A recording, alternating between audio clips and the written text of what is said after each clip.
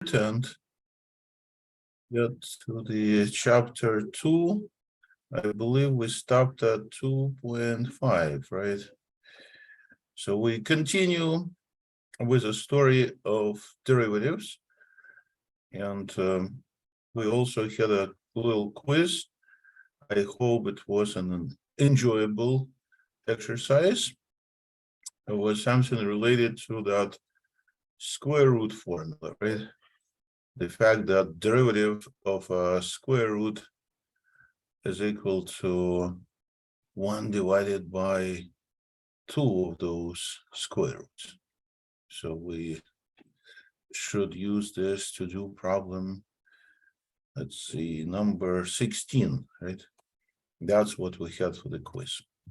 So in this exercise number 16, we also have a square root, but multiplied by 4. So I can utilize the formula above, but keep that factor of 4 in front of my formula result, which is 1 over 2 square roots of x. So when you cancel the 2 divided into 4, you're going to get the answer, which is 2 is in numerator and a square root of x is in denominator. So we have the answer. Using the formula is pretty much all we need to find derivatives, and in general, the formula to find the n's derivative is that factor of n, the power turns into factor, and x will be raised to the power 1 less. So I'd like to do another exercise in this section that will use the analogous way to be worked out, like exercise number 59, but it has one extra step. In this problem, we need to work with the derivative of a function x to the 3rd power, and also subtract 2x from it, and also add number 1. So first step will be to find its derivative. And in addition to formula that we just considered, there were 2 little ones that said that derivative of a variable letter x is 1, and derivative of any constant that sits by itself is equal to 0. So these 2 little facts I'm going to use to find derivative of exercise 59. So the function that I'm looking for derivative, so I can write it as f prime of x, will be 3x squared. So the 3 used to be the power, now it's going to be multiplied by power of x is 1 smaller, right? I subtract 1 from power of x, so it becomes 2 instead of 3. Then I write it more carefully. Then I have to also take derivative of the next piece, so that'd be just -2, because derivative of x is 1, so it's just 2. And then finally, a constant that I differentiate disappears. So in this exercise, they also say that, what about point coordinates 2 and 5? So points we call with pairs x, y, and they want me to write the line equation. So they are talking about y minus y1 formula, which is equal to a slope multiplied by x minus x1. So they want us to replace x1 and y1. Instead of them, put numbers 2 and 5. But now the question is, what about slope? How can I possibly find it? And the slope will be derivative of the function at the point 2, because they told us that x was equal to 2. So I'm going to have to go ahead and replace the x value with number 2 in my derivative. So we're going to multiply this by 2 squared. So instead of 3x squared is 3 times 2 squared. So we're going to have here 3 times 4, 12, minus 2, which is 10, right? 10 is what I take for the slope. So I found slope was 10. And I also used that number 10 instead of letter L. Remember, we already did something like that. We already found equation of tangent line to the function by using slope as a derivative at the given point. And then we have to simplify this result. So first of all, I'm gonna distribute number 10. So it'd be 10x and minus 20. And then we need to take that 5 and add it on both sides. And then we get our answer, right? We'll get a line equation. So it looks like pretty much in every section we encounter this kind of question that deals with a line which is tangent to our function at that particular point. So I have to use equation of line to do the problem. So when I plug into this equation coordinates of point and slope is replaced by derivative, well, then we get the answer. So that's the way it goes. So if you continue with this chapter, you're going to see more of derivative story. And the next section of chapter 1 is section 6 that extends our ability to take derivatives. In fact, in the future, it'd be very useful process. It says that if you deal with a multiplication or a product of two functions, then you can take derivative of first and multiply by second function and add it with derivative of second multiplied by the first function. And this is something that is not that obvious, but it turns out that we can just apply the formula to all problems that we see here, and it'll be kind of tedious, but a straightforward process. So I want to start with exercise 1 to illustrate what we're doing here. So I have to take the derivative of x to the 5, which is multiplied by x to the power of 6. So that's what they want me to differentiate. So what they are talking about is that function f is my first piece and function g is my second piece. So I need to find their derivatives, f prime and g prime. And then I will be able to differentiate this so-called product.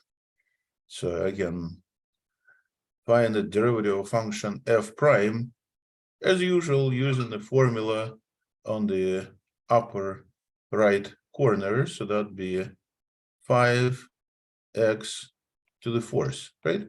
We, as usual, take that power of 5, subtract 1 from it, and get power of 4, and then multiply by 5 in front. And analogously with the second piece, with what we call as a g, I'm going to get a 6x fifths, right? So then I need to take a derivative, so I have to use this formula. I need to add two pieces. First is f prime times g, and the second piece is g prime times f, g prime. So I have to just put these things in and see how that works. And it is tedious, but we just want to get used to it. So instead of f prime, I'm going to use 5x power of 4. That's my first piece in the product, times it by, instead of g, we had x to the 6, right? So put this down like that. Plus, now I take g prime. Well, g prime is 6x power of 5, right? 6x power of 5. And multiplied by function f. Function f is my first factor. Here is x power of 5. So when you multiply these powers, you get 5x to the power of 10, right? Plus, and the other piece will be 6 multiplied by also x raised to the power of 10. Notice that these are like terms, so I can put them together and get 11 x raised to the power of 10. Because they're like terms, so just add 6 and 5. This is pretty lengthy process, but notice I could do this much shorter. I could write this as a x to the power of 11. Okay, what are you doing now? Well, I'm doing the same thing but different way to show you that the answer is correct. So notice that I didn't really need to use this derivative of product here. What I could do is just simplify this to one single power. And when I use that same exact power rule to take its derivative, it's going to be 11, right? The power multiplied by x raised to the power of 10. This is exact same answer. So why did you go the long way? Why did you use that formula? To illustrate you that the formula works. And for this exercise, definitely it's a waste of time to use this formula. But for some other exercises, there is no choice but to go that way. We will see this later. And at this stage, I just want to get used to this formula. So similarly with quotients. So it turns out that besides the formula that deals with the derivative of a product, I also have formula that deals with derivative of a quotient. So if you divide the two things, two functions like that, and take derivative, then the result will be a fraction. And notice that we used to have f prime g and g prime f, right? So it turns out it's analogous here, f prime g, but minus g prime f. And this is divided by g squared. So for quotients, of course, it's not as nice in terms of the formula, but, well, I can try and see that this is also possible to work out. And I will do problem number 15 exercise to illustrate that. So if in exercise 15, they're talking about this kind of fraction, then notice that numerator 2x power of 3, oh no, 5 plus x squared is numerator. And my denominator is just letter x, so I can, again, think of this. So numerator is going to be function f, and denominator is function g. So if I knew what is f prime and what is g prime, then I should be able to set that structure and find the derivative of my so-called quotient. And that's the idea, to be able to find derivatives of that quotient. These formulas, they're not the best things that you see, but, well, we just have to get used to them. So what's the f prime? Because notice g prime is 1, as I just have to take derivative of x and I get 1, right? So what's the derivative of numerator? Can I say it's 10, 2 times 5? X to the power of 4, 1 less, right? And then plus, and now I have to take derivative of x squared, which is going to be a 2x. So here's my pair of pieces that I'll be using to produce that fraction. So to get that entire fraction, what I need is to produce a fraction, right? So on the bottom, I have to have g squared. I say, oh, that's not that hard. Indeed, my g is x. So I just put x squared. Now what's on the top? Well, on the top, I have to go with f prime times g. So f prime is this 10 x power of 4 plus 2x, you see, 2x times g. What is g? That's just x. Minus. Now for the next piece, I need to go g prime times f. You see that? G prime is my favorite, it's number 1. So it's the same thing. And times f, so that'd be, I put in the parentheses, make sure it's multiplied. 2x power of 5 and plus x squared. I say, Alex, this is extremely tedious. Yes, it is. Derivative of a quotient is so unpleasant formula that I'm trying to always avoid using it by all means. And it's always possible, not always, sometimes it is possible to not to use this formula, because if you try to simplify it, and usually they expect us to do a little bit of simplifying. So I'm talking about distributing here x, right? So where should I continue so it fits? Maybe on the bottom I try. So it'd be a 10 x power of 5 and then plus 2x power of 2. See, it is not hard, it's just very tedious, right? Minus, now distribute 1, so it'll be 2x power of 5 and minus x power of 2, right? And then divide this by x squared, so this whole thing is over x squared. Then what we have is 10 minus 2 is 8, right? So I get a 8 x power of 5, right? The like terms. You say, what are you doing? Well, there are 2 terms with the same power of x. There are 2 terms with x power of 5. So I subtract them. From 10, I subtract 2, and I get 8.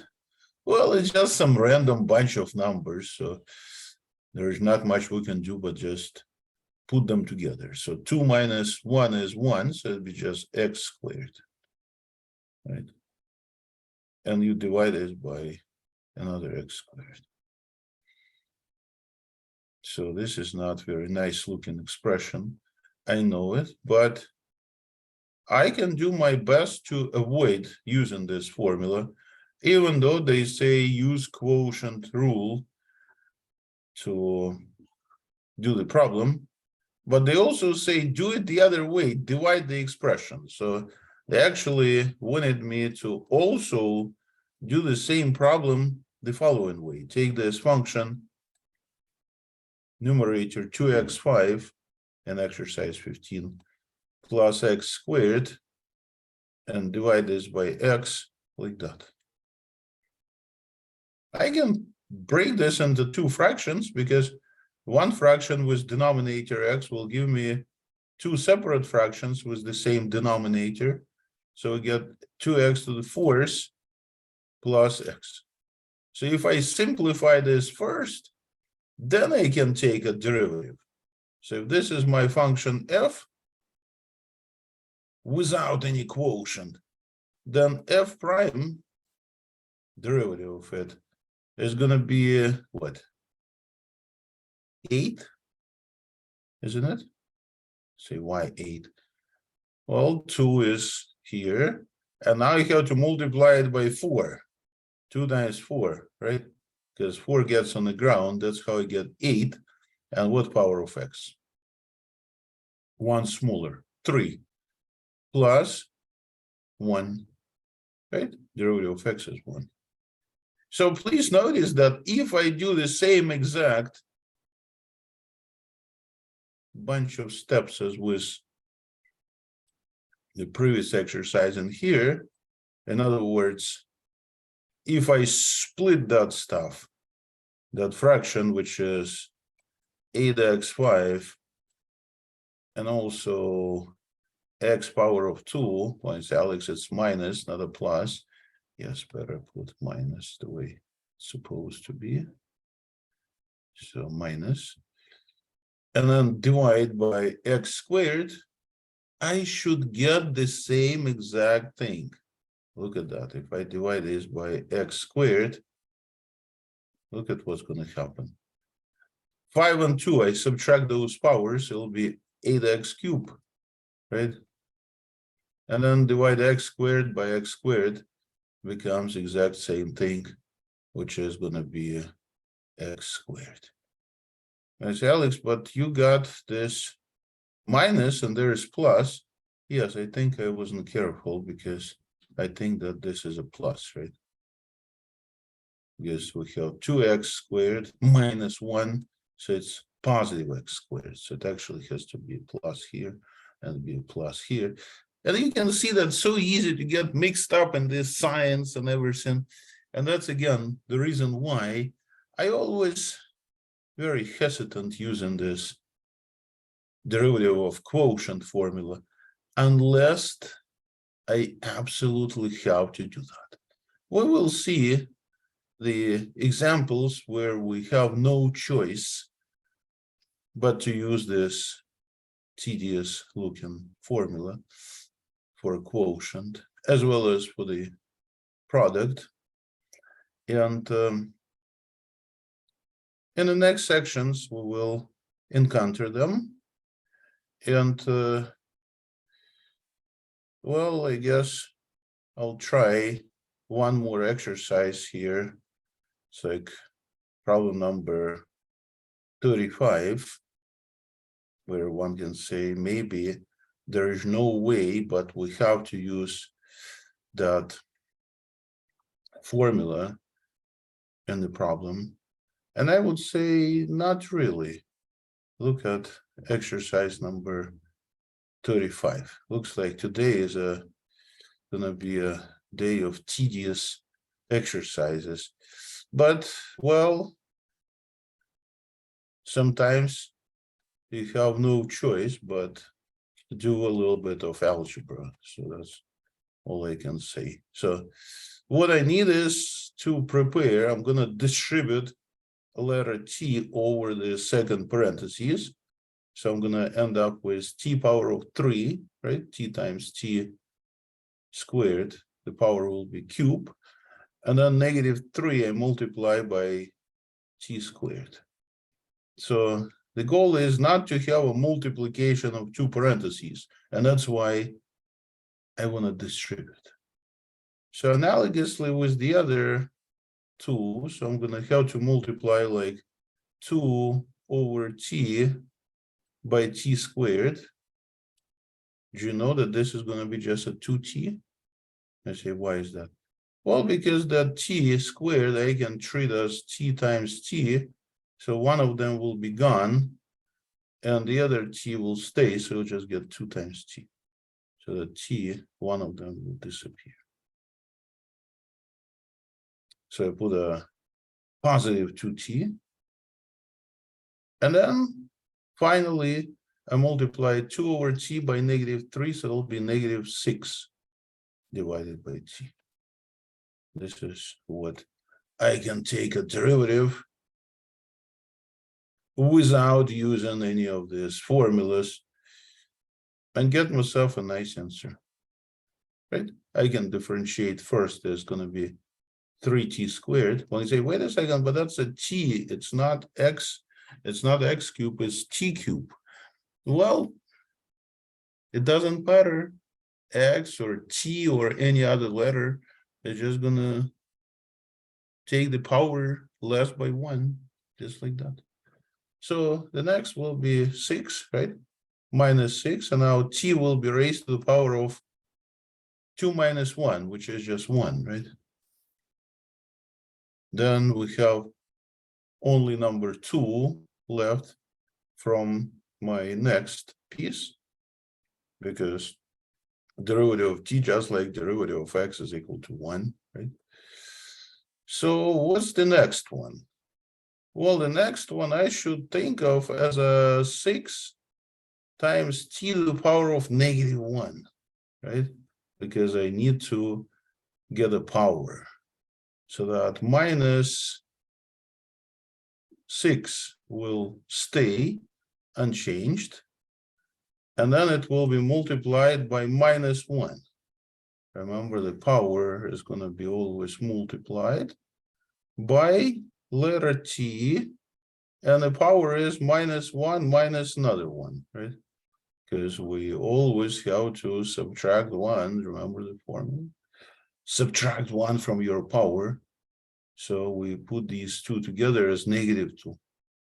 See, we don't really care what those powers are. We just write them down and we get the answer. 3t, let's see, I was trying to put that, 3t squared. So first 3 pieces I just copy. I just want to make sure my last term is simplified. So it'd be positive, because -6 times -1 is plus, and it's 6 on the top, and t squared is on the bottom. So it's nicely simplified result, and I was able to skip the step with taking this formula into use. Well, simply because I guess it just simplified it first. So sometimes you can get away without using the formula, but sometimes you can't. Look at problem 39. In exercise 39, you have absolutely no choice but treat it as a quotient. See, that's why these formulas are going to be around every once in a while. When I can't find a shortcut, well, I just have to use the formula. So I'd like to do problem number 39, which is a tedious exercise, but you have no choice but to go with the formula. So let me go with the formula above. 39. I'm going to have to just write those ingredients carefully, and I have to take this cube root of x. It's probably one of the most tedious exercises in the section. -7 divided by square root of x and +3. And I notice there is nothing I can do to simplify this fraction. So I don't have any choice here but to use f for the numerator and g for my denominator. And when I try to find their derivatives, so I will have to prepare my cube root as x power of 1/3 minus 1, right? And I have to take the derivative of that. That'd be my f prime. And the g prime will be derivative of my denominator. Well, that's not that bad because I know the formula for derivative of a square root. It's something we started with today, right? That was in here. So it's 1/2 square roots plus what? I say plus nothing because 3 is a constant, so it's just 1/2 square roots. So g prime at least is nicer. What should I do about f prime? Well, just use the formula. So x will be raised to the power of 1/3 minus 1, right? So how do I subtract 1? I want to write it as 3/3. Remember, I want to have always same denominators. So we're gonna get this x raised to the power of negative 2/3, right? So it'd be 1/3 and x power of negative 2/3. And this is not what I want to see in my answers. So I'm going to take it down to denominator. So it'll be 1/3 x power of 2/3. So it's not the best piece that you're working with. And did you know that I can also rewrite this as 1/3 cube root from x squared?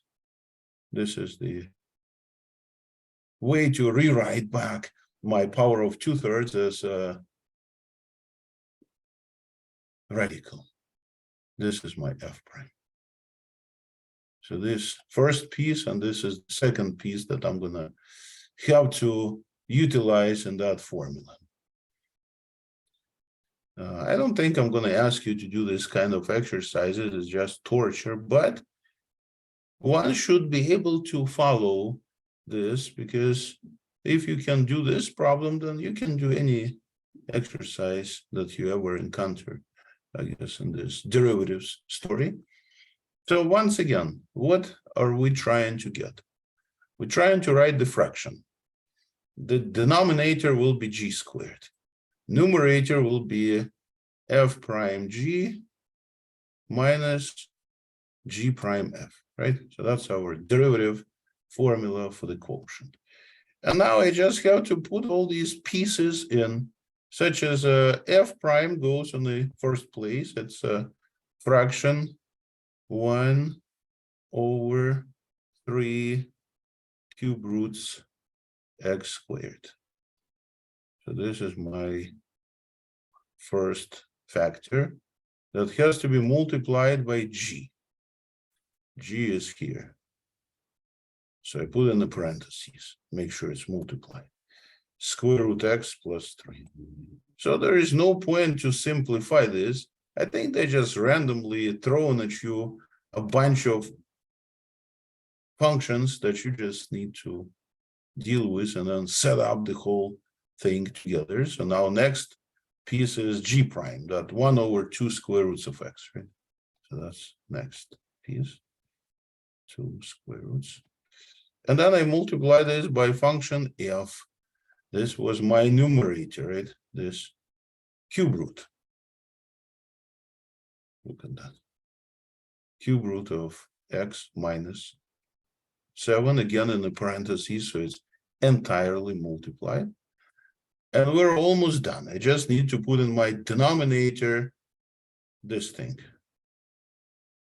Square root x plus 3, but it has to be also raised to the power of 2. So one may say, what is the point of this exercise? It's just to give us some not very nicely looking fraction for the answer.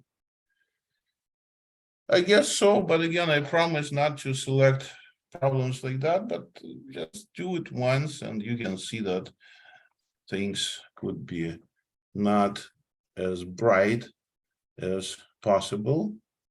So I hope I convinced you that you want to usually simplify things first so you could find the answer much faster.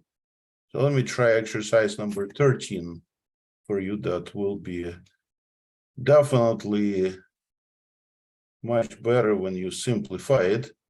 And if you simplify it, then the power of x will be 4, right? Because 7 minus 3 is 4. So in exercise number 13, derivative then will be what? 4, right? Multiplied by x power of 4 minus 1, 3. See, it's much nicer. Who needs that quotient? How about if you do problem number 14, which is going to be, I think, analogous exercise, right? So try number 14 as a quiz. Look at what I just did in exercise number 13. Simplify it first, right? And then you will enjoy differentiating for sure. So quiz is problem number 14. And again, advice is look at how I did problem number 13. And this way you will avoid using quotients and get something that will definitely make you feel good. So don't hurry, take your time.